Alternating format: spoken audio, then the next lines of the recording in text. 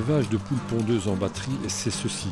La production d'œufs se fait essentiellement en confinant les poules pondeuses dans ces cages grillagées alignées en batterie sur plusieurs niveaux. Les plus grandes installations, comme celle de Norbert Vrooman à Anu, peuvent contenir jusqu'à près de 100 000 poules. Et ces poules vont pondre pendant 13 mois dans cet espace sans jamais sortir, avant d'être remplacées. Ces conditions de production ont ému les associations de protection animale. C'est pourquoi l'Europe a adopté une loi prévoyant l'interdiction des cages de batterie conventionnelles pour les poules pondeuses. D'ici le 1er janvier 2012, les éleveurs devront se conformer à de nouvelles normes qui vont améliorer le bien-être animal, mais aussi réduire leur capacité de production. Initialement, dans cette cage-ci, il y avait 24 poules d'un côté, 24 de l'autre, donc 48 poules pour toute la cage. Et en 2012, on n'en pourra plus que mettre 40. Ici, dans l'exploitation, on en avait 98 000 jusque maintenant, à la norme de 650 cm² par poule. Et dans le futur, on passera à 750 cm². Cela veut dire qu'on va redescendre entre 70 et 80 000 poules. Sans nécessairement avoir une plus-value sur votre production. Certainement, une diminution parce qu'on a une vingtaine de mille poules en moins, évidemment. À l'origine de cette agitation dans le secteur, une directive européenne qui date déjà de 1999. Et qui impose de nouvelles normes de détention pour les poules pondeuses en cage. Et donc on passe, si vous voulez, de cages non aménagées à des cages aménagées où on va retrouver toute une série d'éléments pour améliorer le confort et le bien-être de la poule pondeuse, comme par exemple un perchoir, des bacs à poussière, des bacs pour gratter et un espace aussi plus grand par poule qui dorénavant sera de 750 cm² par poule et par cage.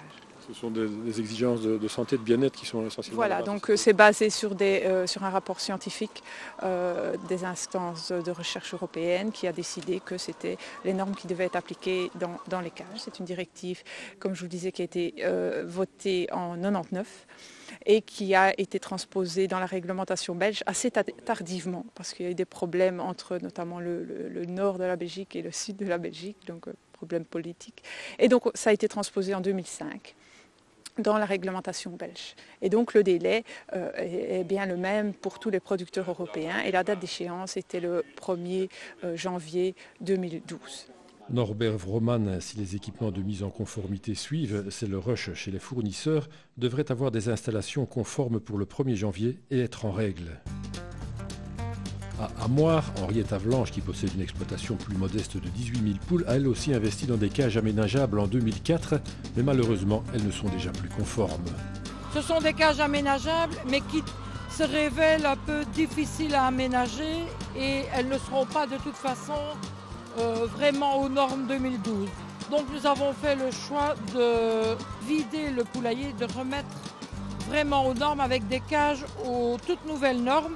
Donc 750 cm² par poule, 12 cm de mangeoire avec une mangeoire centrale et des cages qui vont de part et d'autre d'une allée, quoi. On doit également installer des perchoirs et un endroit sombre pour la ponte. C'est un choix difficile et onéreux puisque les installations actuellement en service ne sont pas encore amorties. Bien sûr, nous savions que depuis 1999 c'était prévu. Mais le matériel n'était pas encore, étudié et construit à partir de 1999. La région wallonne aussi a tardé à donner les directives bien déterminées puisque l'Europe donne une directive et les pays adaptent. Et la région wallonne a tardé, et je dis vraiment tardé beaucoup trop. Henriette, comme d'autres producteurs sans doute, ne sera pas aux normes le 1er janvier. Elle espère donc une dérogation. Les poules partent seulement fin mai, donc en fin de ronde.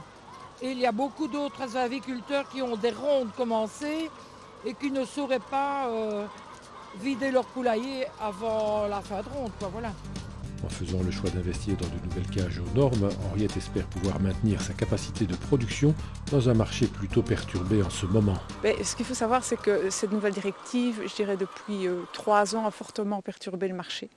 Parce que vous avez des pays qui se sont contentés de transposer la directive telle qu'elle, mais vous avez des pays qui en ont profité aussi pour abolir totalement les cages. Et donc on se retrouve, si vous voulez, un peu avec plusieurs vitesses selon les États membres. Et aussi, surtout en 2010, on a eu la coexistence à la fois de producteurs qui avaient des anciens bâtiments avec des cages et des nouveaux bâtiments déjà aux normes. Et donc, si vous voulez, on a eu un gonflement un peu artificiel de la production d'œufs qui a fortement déprécié le marché. Pour le moment, comme pas mal de gens sont en train de se mettre aux normes, on a plutôt tendance à voir les prix remonter et avec un arrêt des bâtiments qui n'étaient pas aux normes et des producteurs qui continuent uniquement avec des bâtiments en ordre. Face à cette hausse des coûts de production, les éleveurs s'inquiètent aussi de la concurrence qui pourrait venir des pays hors communauté. Donc, l'Europe est, je dirais, exportatrice nette d'œufs, donc sa balance est nettement positive. On importe très très peu de vos produits, un tout petit peu, mais c'est vraiment marginal. Mais la Belgique, dans cette Europe, a une place prépondérante de contribution aux exportations.